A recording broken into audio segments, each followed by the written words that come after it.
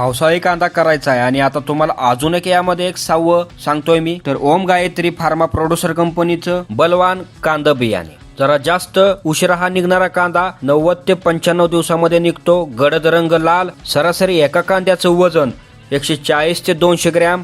खरीपामध्ये लागवडीस योग्य असा हा वाण. पावसाळ्यामध्ये भरघोस उत्पादन देणारा हे कांद्याचं बियाणं. तुम्हाला पावसाळी कांदा करायचा आहे. यानंतर आपण अजून एक कांद्याचं महत्वाचं बियाणं बघूया. पंचगंगा कंपनीचं पंचगंगा एक्सपोर्ट स्पेशल हे कांदा बियाणं. याची टिकवण क्षमता चांगली. 80 ते 90 दिवसामध्ये निघणारा कांदा. सरासरी एका कांद्याचं वजन 150 ते 200 ग्रॅम. गावठी लालसर रंग. या कांद्या बियाणाला मार्केटमध्ये खूप मागणी आहे. यानंतर आपण अजून एक कांदा बियाणं बघूया, ते म्हणजे एलोरा कंपनीचं एलोरा चायना किंग. 80 ते 90 दिवसामध्ये निघणारा कांदा. रंगाने लाल असलेला, बाजारामध्ये जास्त प्रमाणात मागणी असणारा हा कांदा. वजनदार कांदा. भरघोस उत्पादन मिळवून देणारा कांदा.